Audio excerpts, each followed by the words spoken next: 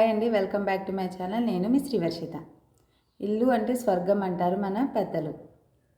వాస్తు శాస్త్రంలో కూడా ఇంటికి ఎంతో ప్రాముఖ్యత ఉంది. ఇల్లు నిర్మాణం చేయాలంటే ప్రత్యేక పూజలు చేస్తాము. అలాగే ఇంటిని మన కలలు సాకారంగా ఎలా కట్టుకోవాలో, ఎలా నిర్మించుకోవాలో మనం మన ఇష్టానుసారంగా నిర్మించుకుంటాం. అదే ఇంటి మీద ప్రేమ. ఇల్లు శుభ్రంగా ఉంటే ఆరోగ్యం, ఐశ్వర్యం, అభివృద్ధి అన్నీ కలుగుతాయి. ఈ వీడియోలో నేను ఇల్లు గురించి, శుభ్రత గురించి తెలియజేద్దాం అనుకుంటున్నాను. ఈ వీడియోలో ఇల్లు అంటే మనకి చాలా ప్రేమ ఉంటుంది. అది అద్దెల్లైనా సరే, సొంత ఇల్లైనా సరే.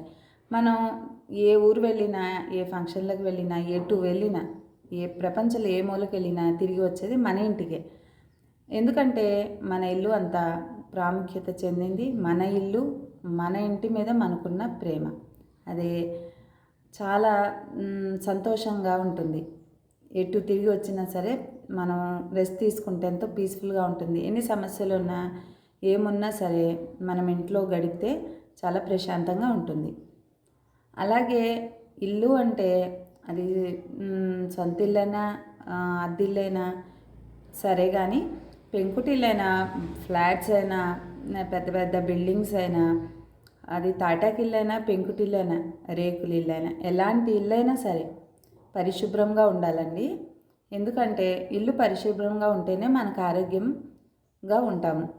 ఆరోగ్యంగా ఉంటేనే మనకు మంచి ఆలోచనలు వస్తాయి. మనం ప్లానింగ్ చేసుకోగలుగుతాం. ఫైనాన్షియల్గా మనం ఎలా ఎదగాలి, ఎలా మనం గ్రో అవ్వాలి అనేది మనకి ఆలోచనలు వస్తాయి. కొంతమంది ఇళ్ళకి వెళ్ళి చూడండి, కూర్చున్నామా చాలా పీస్ఫుల్గా ఉంటుంది, కొంతసేపు కూర్చుందామా అనిపిస్తుంది. కొంతమంది ఇళ్ళకి వెళ్తే ఎప్పుడు వెళ్ళిపోదామా అని చిరాకు అనిపిస్తుంది. ఎందుకంటే ఇల్లు అంత శుభ్రంగా ఉండదు, ఎక్కడ పడితే అక్కడ వస్తువులు ఉంటాయి. ఇంకో విషయం ఏంటంటే, చిన్నపిల్లలు ఉన్న ఇంటిని మనం లెక్కలో తీసుకోకూడదు. ఎందుకంటే చిన్నపిల్లలు చాలా ఇటు అటు చేస్తారు వస్తువులు, కాబట్టి అది అస్తమానం మనం సర్దలేం. కాబట్టి చిన్నపిల్లలు ఉన్న ఇల్లు ఓకే, కానీ మామూలుగా అయితే ఇంటిని చాలా శుభ్రంగా ఉంచుకోవాలండి. ఈ ఫస్ట్ మనం ఒక ప్లానింగ్ చేసుకోవాలి. బెడ్రూమ్, కిచెన్, హాల్ ఎన్ని బెడ్రూమ్స్ ఉన్నా సరే 2 రోజులకు ఒకటి క్లీన్ చేసుకోవాలి. మంచిగా క్లీన్ చేసుకోవాలి. అంటే ఒక బెడ్రూమ్ ఉందనుకోండి, 2 రోజులు పట్టవచ్చు, 3 రోజులు పట్టవచ్చు నీట్గా. ఇంకా మళ్ళీ వెనక్కి తిరిగి మళ్ళీ 1 నెల, 2 నెలలు, 3 నెలలు వెనక్కి తిరిగి చూసుకోకుండా సర్దేసుకోవాలి. అలాగా ఒక వారం 10 రోజులు టైం తీసుకొని బెడ్రూమ్ ఒక 3 డేస్, కిచెన్ ఒక 3 డేస్, హాల్ ఒక 3 డేస్, అలా స్లోగా నీట్గా క్లీన్ చేసుకోండి. అంటే మేము జాబ్కి వెళ్తామండి ఎలాగా అంటారు కదా. జాబ్కి వెళ్ళే వాళ్ళు ఏం లేదండి, సాయంత్రం వచ్చేటప్పటికి చాలా నీరసం అయిపోతారు. ఇంట్లో పని చేసుకుంటాకే ఓపిక ఉండదు. నాకు తెలుసు జాబ్స్ చేసే వాళ్ళ పరిస్థితి.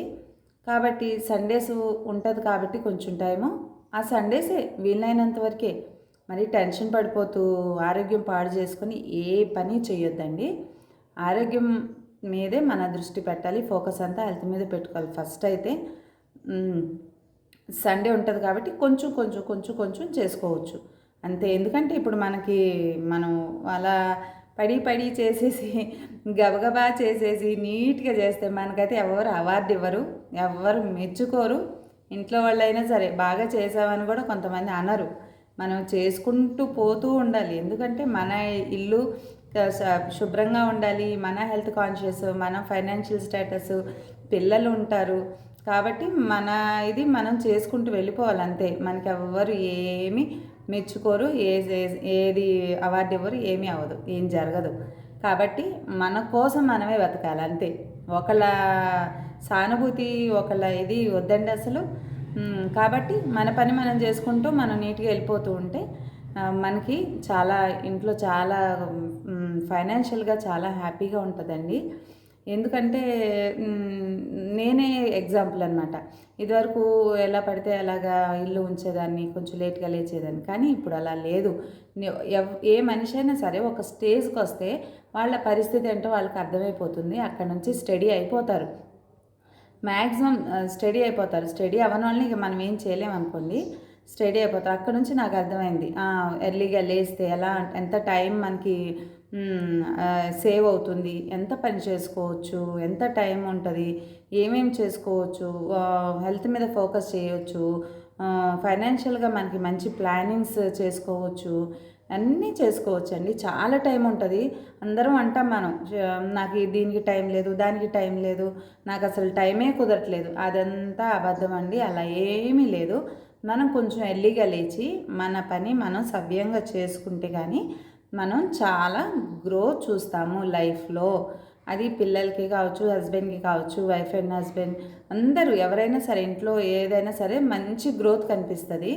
ఈ రోజుల్లో వైఫ్ అండ్ హస్బెండ్ సంపాదిస్తేనే కానీ మనకి ఫ్యామిలీస్ నడవట్లేదు. ఎందుకంటే పిల్లల చదువులు, స్కూల్ ఫీజులు ఎక్కువైపోయి ఫైనాన్షియల్గా చాలా చాలా ఇదైపోయింది. కాబట్టి మనం చేసుకోవాలి, జాబ్స్ చేసుకోవాలి.